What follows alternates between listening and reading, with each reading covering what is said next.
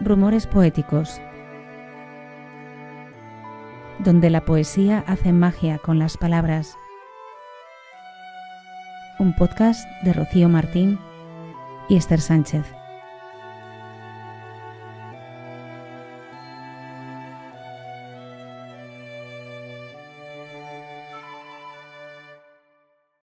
Al-Ándalus fue cultura y fue poesía. Pero, ¿qué significa Al-Ándalus? Hay una teoría especialmente poética que señala que Al-Ándalus significa tierra de Venus, un planeta ardiente, como gran parte de las mujeres que poblaron la España de aquel entonces, mujeres que a través de sus versos hablaron de amor, de erotismo y de sexo, de odio, de rechazo y de rencor, de gozos y aflicciones, de fiestas y recuerdos. Mujeres que insultaron a quienes osaban retarlas, provocarlas o someterlas. Mujeres que buscaron su libertad a través de la palabra, de la poesía. Mujeres recopiladas por Teresa Garulo en su libro Diwan de las poetisas de Al-Ándalus, publicado por Poesía Hiperión. Hoy en Rumores Poéticos hablamos de las poetas de Al-Ándalus. Las poetas de Al-Ándalus no son una ni dos, son un crisol de mujeres que vivieron por lo menos desde finales del siglo VIII y hasta el siglo XIV, aunque la mayor producción literaria se dio hacia los siglos XI y XII. La mayoría de las poetas de las que tenemos constancia son mujeres libres y con frecuencia de familias importantes o nobles, pero también hay hijas de familias letradas, de fruteros e incluso esclavas, y todas escribían poesía. Aunque tenemos muy pocos datos de ellas, especialmente de sus biografías, sí conservamos parte de sus escritos y a veces la obra es, por sí misma, la mejor forma de conocer al escritor. Como quien extrae de una nuna flores detenidas en el tiempo, les presentamos a la primera de ellas, Hafsa bint al-Hajj al-Rakuniyya. Proveniente de una familia noble y rica, es una de las más famosas poetisas hispanoárabes. Tan famosa era que incluso la gente le pedía autógrafos por la calle. Este se lo dedicó a una de sus fans. Dama de la hermosura y la nobleza, cierra los párpados benévola ante las líneas que trazó mi cálamo y míralas con ojos de cariño, sin prestar atención a los defectos del contenido y de la letra. Debía de tener contactos, pues frecuentaba la corte del gobernador almohade de Granada y le concedieron un feudo que se llamaba Racuna, de ahí su gentilicio. Tuvo un romance con un poeta que fue ejecutado, entre otros asuntos, precisamente por esa relación. Y el interés de su familia por esta poeta ha sido crucial para la conservación de sus poemas, que son unos cuantos. La mayoría están dedicados a este amado, que se llamaba Abu Ja'far ibn Said, y les cuento una anécdota sobre ese intercambio de versos. En una ocasión, el poeta le debió de pedir una cita, y como ella le daba largas, le hizo llegar un poema, al que ella le contestó: Tú que reclamas ser el primero en el amor y en la pasión de las mujeres, tu poema ha llegado, mas no me satisfacen tus palabras. ¿Desesperar de conseguir al amado romperá las ruinas de quien reclama amor? Completamente te equivocas. Y no te vale tu nobleza, desde que estás en la carrera te ha acompañado el éxito hasta que has tropezado, y te avergüenza descubrir tu cansancio. Por Dios, en todo tiempo muestran las nubes su llovizna y los azares abren a cada instante sus corolas. Si conocieras mis razones, apartarías de mí la espalda del reproche. El mensajero, que no había pillado el mensaje, le dijo al poeta que esperaba su respuesta. Traigo las nuevas de quien va de parte de un granuja a una mujer voluble. Lee los versos y lo verás. Y este le respondió: ¡Qué poca inteligencia tienes y qué necio eres! Me citan el pabellón que hay en mis jardines. Y efectivamente, allí la encontró. ¡Qué tiempos en el que el galanteo se promovía a través de versos! No queda ahí la cosa, ya que un poeta bastante desvergonzado quiso interrumpirlos y parece ser que cayó en un pozo de inmundicias. Así que los amantes decidieron dedicarle un poema satírico al entrometido. Dile a ese poeta de que nos ha librado el que se haya caído sobre mierda. Vuelve a tu pozo, hijo de la mierda, igual que hace la mierda. Y si vuelves a vernos algún día verás, oh tú, el más despreciable y vil sin discusión de entre los hombres, que esa es la suerte que te esperas si andas medio dormido. Barba que ama la mierda y odia el ámbar, que no permita a Dios que nadie vaya a verte hasta que te hayan enterrado. Parece ser que a pesar de todo fue un buen comienzo, porque este es otro de los poemas que ella le dedica. Elogio aquellos labios porque sé lo que digo y conozco de lo que hablo, y les hago justicia y no miento ante Dios.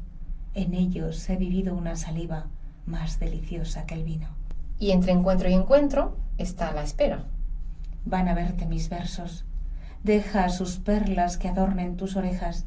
Así el jardín, pues no puede ir a verte, te envía su perfume. En el anterior le enviaba su perfume, pero en este habla de lo triste que se siente cuando no está. Si él no fuera una estrella, mis ojos, después de disfrutar su luz, no estarían a oscuras ahora que estoy tan lejos de él. Llegue el saludo de la parte de un triste hasta aquellas virtudes que se han ido, llevándose su dicha y su alegría. Ay, los amores, triste y desconsolada. Preguntad a la nube palpitante cuando la noche está tranquila si ha pasado la noche con mi amado recordándome. Ay, que a mi corazón le ha dado su palpitar y por mi vida ha ofrecido a mis párpados la lluvia con que se inundan mis mejillas. Los amados, ya saben, no ven la hora de unirse y en ocasiones se impacientan. Voy a verte o vienes a mi casa. Mi corazón siempre se inclina a tus deseos. Te encontrarás a salvo de la sed y del ardor del sol cuando me des la bienvenida. Mis labios son agua dulce y fresca y dan las ramas de mis trenzas densa sombra. Contéstame deprisa. No es un favor, oh mi Yamil, hacer que espere tu Taina. Y por fin el reencuentro. Llega a ti una visita de cuello de gacela, bajo lo negro de su pelo aparece la luna. Sus ojos se han formado con el embrujo de Babel, con sus salivas sobrepasa el vino, sus mejillas afrentan a las rosas y sus dientes eclipsan a las perlas. Era tan guapa que el gobernador almohade de Granada, el príncipe Abu Shaid Uthman, se enamoró de ella y cuenta que aceptó el cortejo de dos amantes a la vez, el poeta y el príncipe.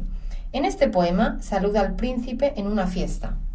Oh noble hijo del califa, del imán escogido, te felicita una fiesta cuya venida a traer lo que deseas. Viene ante ti quien amas, uniendo la visita oficial con el contento para recuperar los placeres pasados y perdidos. Queda todo dicho. Resulta que el poeta era secretario del padre del príncipe y pronto empezaron a llevarse mal. Estos celos. El poeta estaba enfadado por celos y porque los almohades habían encarcelado a su padre, amén de varios asuntos políticos por medio. Así que se defendió como pudo, con sus versos satíricos, en los que decía: ¿Qué amas de ese negro? Yo pude comprarte en el mercado por 20 dinares a cualquier otro mejor que él.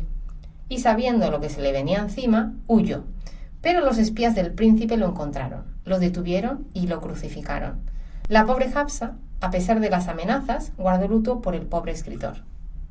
Por vestirme de luto me amenazan, por un amado que me han muerto con la espada.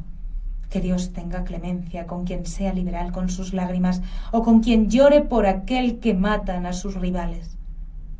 Y que las nubes de la tarde, con generosidad como la suya, rieguen las tierras donde quiera que vaya. Después de esto, parece ser que no debió de escribir mucho más y cambió de oficio. Se dedicó a enseñar a las princesas almohades en Marrakech, donde murió. Y hablando de profesoras, aquí viene nuestra segunda poeta, Maria bint Abi Yaqub al-Fashuli Anshari. Ella también era profesora y además parece que lo era de vocación. Había hecho una peregrinación a la Meca e incorporó a su nombre también el título de peregrina. Vivía en Sevilla y era muy conocida por su virtud y su religiosidad. Y parece ser que vivió mucho, porque escribió esto. ¿Qué se puede esperar de una mujer que tiene ya 77 primaveras y es tan frágil como la tela sutil de las arañas? Se arrastra como un niño buscando su bastón y camina con él como el cautivo cargado de cadenas. Se dedicaba a enseñar literatura a las mujeres y a los hombres cuando eran niños, y esto lo sabemos porque uno de sus alumnos le dio las gracias por lo que había aprendido, junto con unos dinares, a través del siguiente poema. ¿Cómo no he de mostrar mi gratitud por todo lo que tú me has dado si poseo por fin la lengua de los hombres y los genios? Oh, mujer singular en este tiempo por tu delicadeza moral y única por tu sincera entrega en el trabajo. A la Virgen María te pareces por el temor de Dios y has superado a Al-Hansa con tus versos y refranes. Vamos, que era una buena docente. Esta se lo agradece así. ¿Quién puede disfrutar contigo en palabras y en obras? Inesperadamente haces favores sin que te pidan nada. ¿Y cómo no mostrar mi gratitud por las perlas que has puesto alrededor de mi cuello y por los beneficios conseguidos antes? Me has adornado con alhajas y ahora parezco más hermosa que todas las mujeres que prescinden de joyas. Te ha dado Dios tu noble natural, que en el agua del Éufrates se abreva y es delicado como un canto de amor. Por tus poemas te pareces a aquellos cuya elocuencia sube a lo más alto, desciende a los abismos y se muestra como el mejor ejemplo. Quien tiene como padre a la afilada espada de la India no cuenta entre sus descendientes más que a los blancos sables y a las lanzas. Y pasamos de las profesoras a las calígrafas. Parece ser que además de enseñar, otra de las ocupaciones de las mujeres cultas en Al-Ándalus era la caligrafía. Este era el caso de Safiya bint Abdullah Aribi. Solo se sabe a ciencia cierta cuándo murió y que cuando lo hizo aún no tenía 30 años. Lo único que sabemos de su vida es que se le daba bien eso de la caligrafía y que no aguantaba a nadie que le dijera lo contrario. Una mujer le ha puesto faltas a mi letra. Abstente de hacer críticas, le he dicho. Te mostraré las perlas del collar de mis líneas. Le he pedido a mi mano que se supere con la letra. Me he acercado los cálamos, las hojas y el tintero, y mi mano ha trazado los 3 versos que por mostrarle mi escritura había compuesto. Luego he exclamado: «Mira». Alto y claro. Sin embargo, no todo el mundo creía en la importancia de la buena letra. Esto dice otra de nuestras poetas, Hasan bint Abi Ja'far Atanjali. La buena letra no aprovecha la ciencia. Es un adorno en el papel tan solo. El estudio es mi meta, y no deseo otra cosa, pues según su saber se eleva el joven sobre los mortales. Era la curiosa hija del cadí Abu Ja'far y fue bastante lista, sabía de medicina y en materia de poesía se la llegó a comparar con Hamda bint Jihad y Wallada, ahí es nada. Además de enseñar y escribir, a las poetas de Al-Ándalus les gustaba pasárselo bien, ya fueran princesas o esclavas. As al-Qulub. A esta esclava de Almanzor solo la menciona el primo del autor de El collar de la paloma, y la situación a la que hace referencia era una velada en la que oyó recitar lo siguiente. La noche avanza al irse el día y la luna parece como media pulsera. Diríase que el día es una mejilla y que la oscuridad es el dibujo del aladar. Las copas me parecen agua sólida y el vino fuego líquido. Han cometido un crimen contra mis ojos. ¿Cómo podré escuchar a mis pupilas? Maravillaos, amigo, de una gacela injusta con su amor cuando está cerca. Ojalá hubiera un medio de llegar hasta él y con su amor cumpliera mis deseos. Al oír esto, su amo cogió la espada y le dijo: «Habla y dime la verdad. ¿A quién aludías hablando de deseo y ternura?» Y ella le contestó: «Aunque mentir me podría salvar, decir la verdad es más conveniente y adecuado.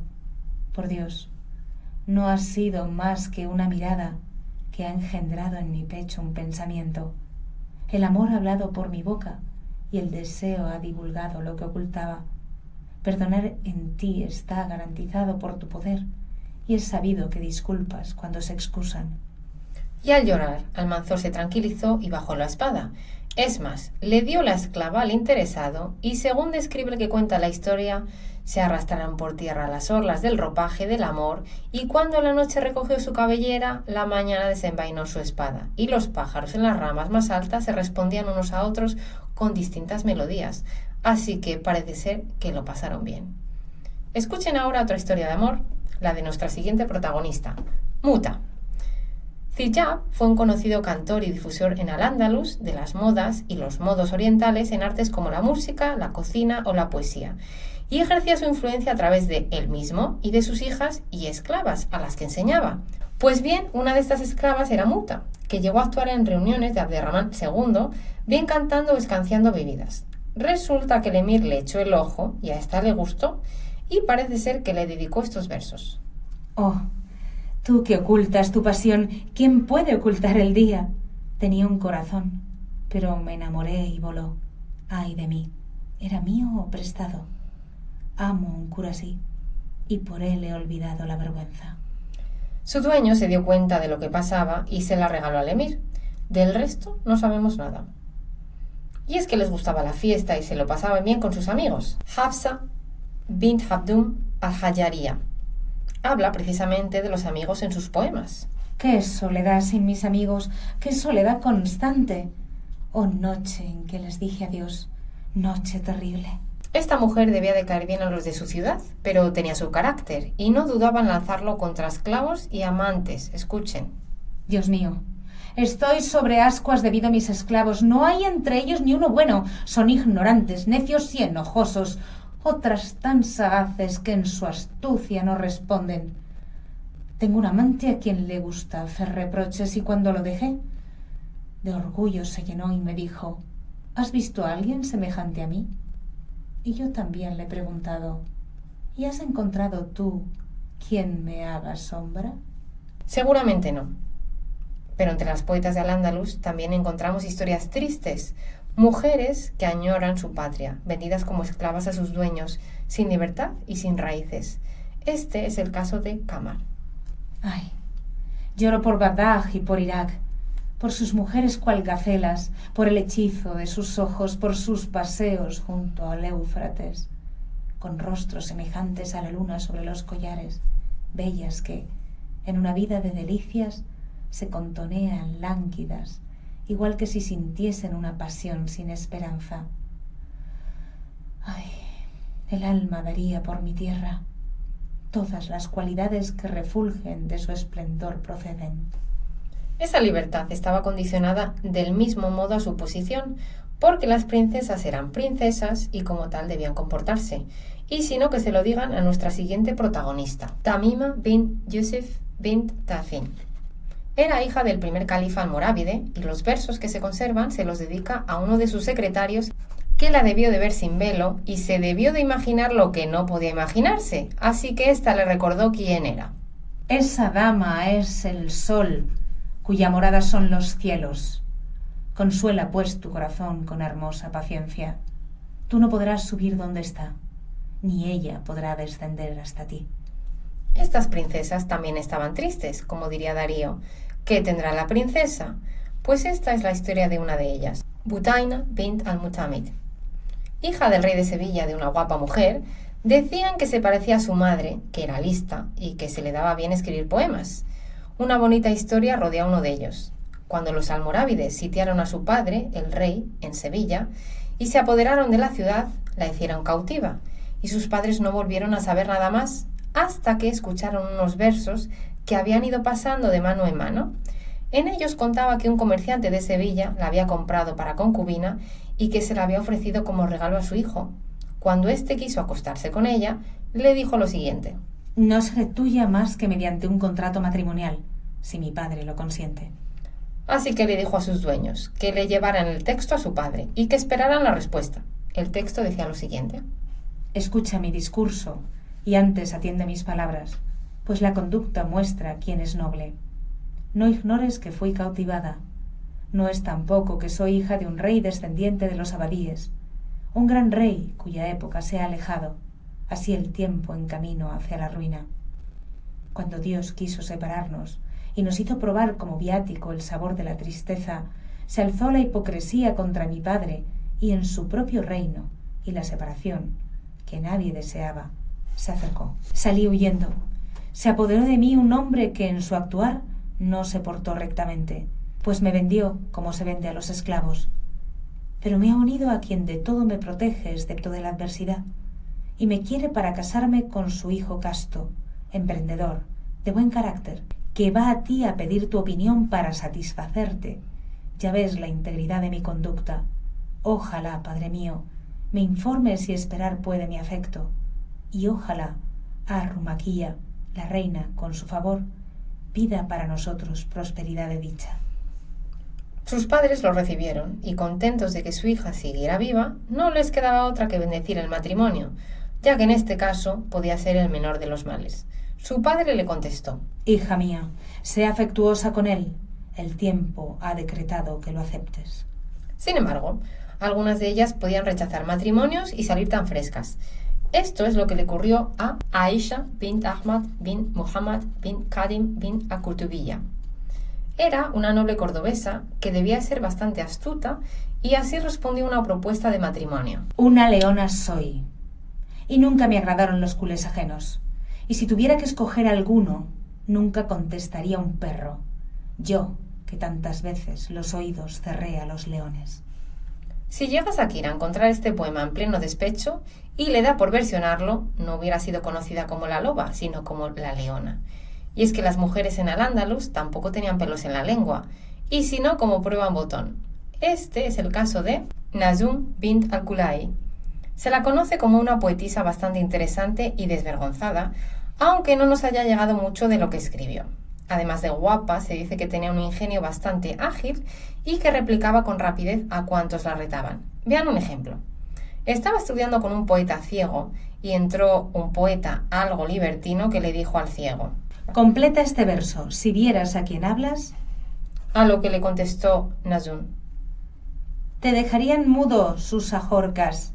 La luna llena sale de su cuello y la rama del talle se contonea envuelta entre sus ropas. Los poemas refinados daban paso a lo picante y grosero, incluso en las altas esferas. En una de esas reuniones presentaron a la poeta a un tal al-Maksumi que dijo: He oído hablar de ella, que Dios no le permita oír nada bueno ni le muestre más que vergas. Y ella le contestó: Viejo infame que te contradices, ¿qué tipo de bien puede escuchar de ti una mujer? Y la riña fue subiendo de tono y la poeta terminó la conversación así: Di a ese hombre rastrero unas palabras que se repitan hasta el día del juicio. En Almodóvar te criaste, donde la mierda extiende su perfume, donde incivilizados nómadas caminan con orgullo. Por eso te enamoras de todo lo redondo. Naciste ciego y amas a los tuertos. He pagado poema por mi vida, que ahora dime quién es mejor poeta. Si soy mujer por mi naturaleza, mi poesía es hombre. Y esto otro le contesta a un hombre que intentó ligar con ella varias veces: Desgraciado que al verme cree que se cumple su deseo de encender a mi costa el fuego del combate. Vete a comer por ahí y buen provecho, que yo he sido criada para vestir sedas y lino. Y a otro que se atrevió a pedirle matrimonio: ¿Quién me defenderá de un amante de plomo, tardo para entender insinuaciones y deseos, que quiere unirse a una mujer que ni siquiera le daría bofetadas, aunque se las pidiese, ni en la cabeza que precisa un cauterio, ni en la cara que está pidiendo un velo? Aunque en justicia hay que decir que no todo era soberbia, tenía una parte romántica también. Las perlas de la noche qué preciosicas son, y aún más hermosa la noche del domingo. Si entonces estuvieras a mi lado y no viesen a nadie, los ojos del espía descuidados al sol de la mañana observarías en brazos de la luna o una gacela de jazmina entre los brazos de un león. Y es que las poetas no perdonaban ni siquiera a sus amantes ya mayores, y si no que se lo pregunten a Alá bin Yusuf al-Hajariya al-Barbariya. Era de Guadalajara y bereber, por su segundo gentilicio. De ella se ha conservado un poema algo cruel, que le dedica a un enamorado que debe de ser madurito. Se titula A un amante canoso. No te muestres, Aurora, junto a mí. La noche no se queda cuando viene el alba. No con astucia se engañan las canas al amor. Así que escucha mi consejo. No seas el más necio de los hombres, viviendo en la ignorancia, como sueles. Además, le canta los placeres de la vida con este poema anacreóntico. Si no fuera porque el vino es el rival de la pasión ardiente y de la música, juntarías las copas de licor, del amor y del canto, y en una sola reuniría todas las causas del deseo. Ahí queda ese pedazo de poema, no se puede decir más con menos. En la literatura hallaban también la libertad, y si no disponían de ella o alguien se la robaba, intentaban conseguirla a través de sus versos, pues la pluma era su arma y una forma de recordar a sus gobernantes el trabajo que tenían que desempeñar. Vean, si no, lo que sabemos de Hassana at-Tamimiyya. Es la poetisa hispanoárabe más antigua de quien se tiene noticias, y entre esas noticias está la queja que le transmitió al famoso Abderramán II sobre su gobernador. Resulta que el padre de Abderramán II, al-Hakam, era el emir, y Hassana le fue a visitar después de la muerte de su padre para pedirle protección. Este quedó encantado con sus palabras y le concedió a la doncella una buena dote. Bien, pues eso estaba escrito de su puño y letra, Pero al morir el emir, su gobernador no le quiso dar los bienes que le habían prometido. Así que fue a quejarse a su hijo para que se los devolviera. Y le dijo: Hacia el dueño de la generosidad de la gloria han venido mis cabalgaduras, atravesando las distancias abrazadas por el fuego del sol del mediodía. Vengo a él, que es el mejor reparador, para que repare mis quebrantos y me proteja del tirano Yabir. Yo y mis hijos huérfanos estamos a merced de sus manos como el pajarillo que se encuentra en las garras de un águila. Bien merezco que de mí se diga que estoy desolada por la muerte de Abu Isi, que era mi valedor. Riéguelo la lluvia. Si estuviera vivo, el destino feroz no me había entregado a la ferocidad de un poderoso. ¿Conseguirá Yabir borrar lo que en la mano de Al-Hakam escribió? Entonces, una gran maldad se cometerá con mis bienes. El hijo del emir fallecido parece ser que se enterneció y le dio un documento igual al de su padre, pero firmado por él. Así que gracias a estos versos consiguió lo que era suyo. Ahí queda eso. Y no fue la única que se armó de literatura para protestar. Este fue el caso de Ash-Shalabiya. ¿Cuál es su nombre? No lo sabemos, pero seguramente era de Silves. Y no estaba muy de acuerdo con la forma de gobernar en su ciudad y mucho menos con la forma de recaudar impuestos. Así que escribió una nota y la arrojó a la alfombra donde estaba rezando el califa. Este comprobó que las quejas tenían fundamento y esperemos que algo hiciera al respecto. Estos son los versos que quedan de su queja. Ha llegado un momento en que lloran los ojos más reacios y aún veo que las piedras también lloran. Tú que viajas a la gran ciudad y de quien tanto se espera, si el misericordioso ha decretado alejar la injusticia, grita ante el príncipe cuando a su puerta te detengas. Pastor, tu grey está ya aniquilada. La enviaste sin guarda y carece de pastos, y la dejaste como presa de las depredadoras fieras. Silves ya no es hoy como era, pues era un paraíso y los tiranos en un infierno ardiente la han trocado. Injustamente actúan y no temen el castigo del Señor, mas a Dios no se le oculta lo secreto. La literatura sirve para expresar lo que se siente, sea bueno o sea malo, pero si llega a oídos de quien no debe, puede acabar incluso con el amor que la inspira. Y si no, vean lo que le ocurrió a al-Karam bint al-Mutashif bint Madeh. Era la hija del rey de Almería y a su familia le debía de gustar la literatura porque tenía 3 hermanos poetas. Su padre se esmeró en su educación, especialmente en la literaria, y gracias a esto componía casidas y masajas y a falta de diario sus pensamientos más íntimos. Maravillaos, amigos, de lo que ha cosechado una pasión ardiente, pues de no ser por eso no habría bajado en compañía de la luna de la noche desde su cielo altísimo a la tierra. Mi pasión por quien amo es de tal suerte que si de mí se separase, el corazón lo seguiría. Estos versos iban dedicados a un guapo joven de Denia, que seguramente fuera un eunuco, y al oírlo su padre, el rey, no se volvió a saber más del pobre chico. Ay, ojalá supiera si hay algún medio de estar solos donde no lleguen los oídos del espía. ¡Qué maravilla! A solas quiero estar con un amado que vive, aunque se vaya, en mis entrañas y en mi pecho. Pero no pudo ser, pobre Los padres y los amores de sus hijas, ya se sabe. Pero hay una que se lleva la palma, Kasmuna bint Ismail al-Yahudi. Su padre quería que mostrara sus dotes poéticas y le lanzó un verso para que contestase. El verso que le dice su padre es el siguiente. Tengo un amigo cuyo corazón a los favores corresponde con maldades y considera lícito su crimen. A lo que ella le contesta. Ocurre igual que con el sol, de quien su claridad toma la luna, pero luego lo oculta en los eclipses. Se ve que se comunicaban en verso, porque la comunicación entre padres e hijas no siempre es un asunto sencillo. Es cierto que su padre estaba orgulloso de ella por lo bien y rápido que recitaba, pero no debía de entender muy bien sus sentimientos, así que tuvo que recurrir al verso para que éste entendiera sus intenciones y le concertara un matrimonio. Fue así de clara. Veo un vergel a donde ya ha llegado el tiempo de la cosecha, mas no veo jardinero que extienda hacia sus frutos una mano. Pasa la juventud, perdiéndose, y solo queda algo que no quiero nombrar. Y así, el padre entendió la indirecta. El amor inunda los corazones y la poesía es una forma de expresar lo que te hace sentir. Nuestra siguiente poeta debió ser verdaderamente excepcional porque a pesar de ser una doncella analfabeta, la noticia de su existencia y sus poemas han llegado hasta nosotros. Se trata de Albasililla. Su patronímico indica que era de Vélez Málaga porque no se sabe cómo se llamaba en realidad. Sí se dice que era analfabeta y que siendo doncella y estando recluida en casa de su padre, compuso lo siguiente. Tiene mi amado la mejilla como una rosa sobre blanco por lo bella. Cuando está entre la gente es irritable, conmigo a solas es amable.